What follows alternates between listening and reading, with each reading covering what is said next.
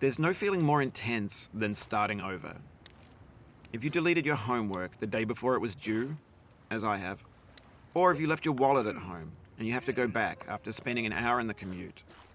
If you won some money at the casino and then put all your winnings on red but it came up black. If you got your best shirt dry cleaned before a wedding and then immediately dropped food on it. If you won an argument with a friend and then later discovered that they just returned to their original view. Starting over is harder than starting up. If you're not ready for that, like if you've already had a bad day, then what you're about to go through might be too much. Feel free to go away and come back. I'll be here.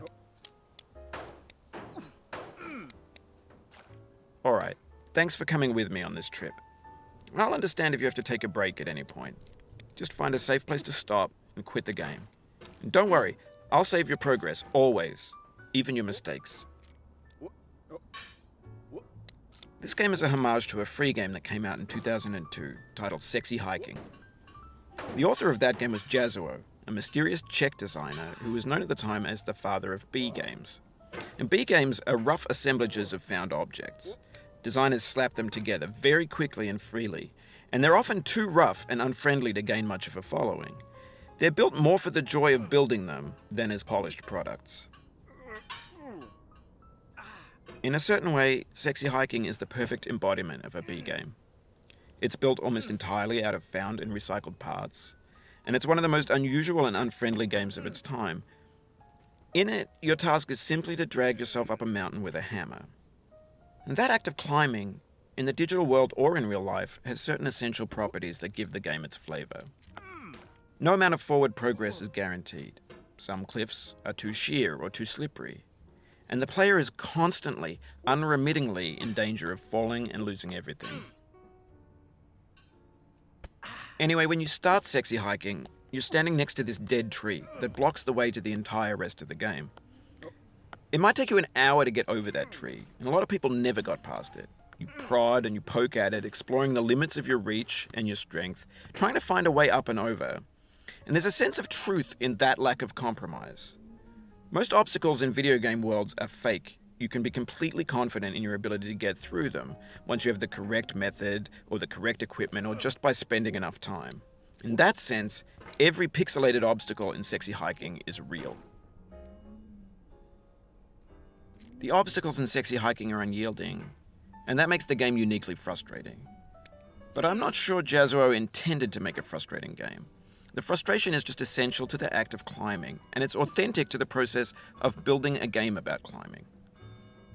A funny thing happened to me as I was building this mountain.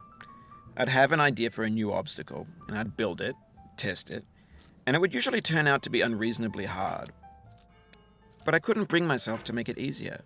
It already felt like my inability to get past the new obstacle was my fault as a player rather than as a builder. Imaginary mountains build themselves from our efforts to climb them, and it's our repeated attempts to reach the summit that turns those mountains into something real.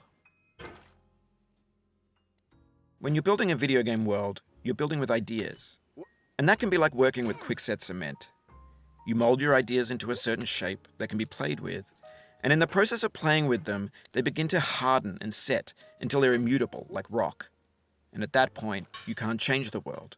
Not without breaking it into pieces and starting fresh with new ideas. For years now, people have been predicting that games would soon be made out of prefabricated objects, bought in a store and assembled into a world. And for the most part, that hasn't happened, because the objects in the stores are trash. I don't mean they look bad or that they're badly made, although a lot of them are. I mean they're trash in the way that food becomes trash as soon as you put it in the sink. Things are made to be consumed and used in a certain context, and once the moment is gone, they transform into garbage. In the context of technology, those moments pass by in seconds. Over time, we've poured more and more refuse into this vast digital landfill that we call the internet. It now vastly outnumbers and outweighs the things that are fresh and untainted and unused. When everything around us is cultural trash, trash becomes the new medium, the lingua franca of the digital age. And you can build culture out of trash. But only trash culture. B games, B movies, B music, B philosophy. Maybe this is what digital culture is. A monstrous mountain of trash, the ash heap of creativity's fountain. A landfill with everything we ever thought of in it. Grand, infinite, and unsorted. There's 3D models of breakfast, Gen X's fanfic novels, scan magazines, green screen Shia LaBeouf, banned snuff scenes on LiveLeak. Facebook's got lifelike bots with unbranded adverts and candid shots of Kanye and Taylor Swift mashups, car crash epic failed GIFs, Russian dashcam vids, discussions of McRibs, discarded, forgotten, unrecycled, muddled, rotten, untitled. Everything's fresh for about 6 seconds, until some newer thing beckons, and we hit refresh. And there's years of persevering, disappearing into the pile, out of style, out of sight.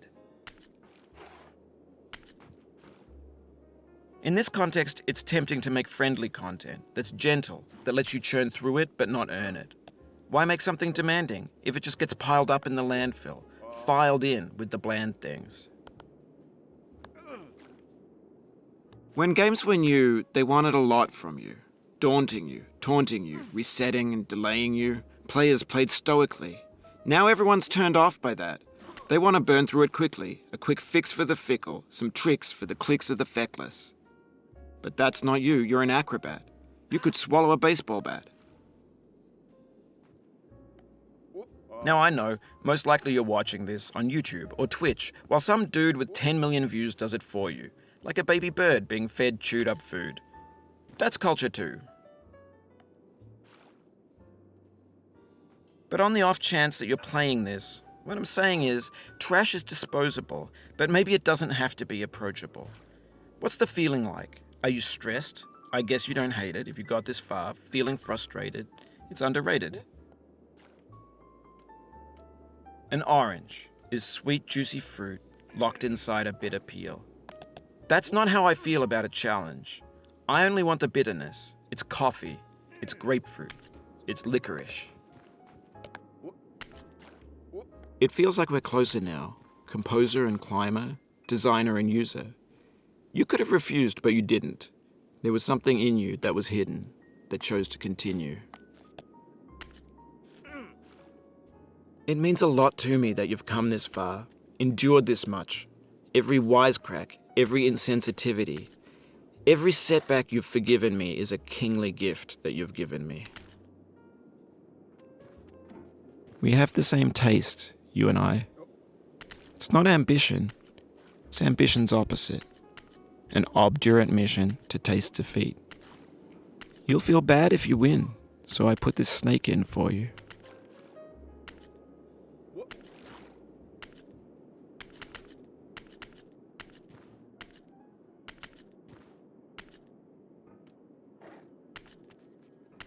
Have you thought about who you are in this?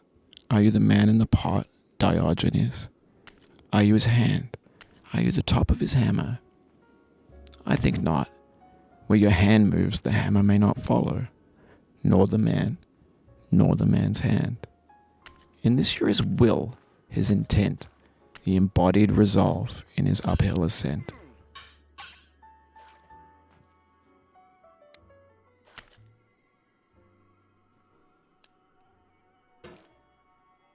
Now, you've conquered the ice cliff, the platforms, the church, and the rectory, the living room and the factory, the playground, the construction site, the granite rocks, and the lakeside. You've learned to hike. There's no way left to go but up, and in a moment I'll shut up. But let me say, I'm glad you came.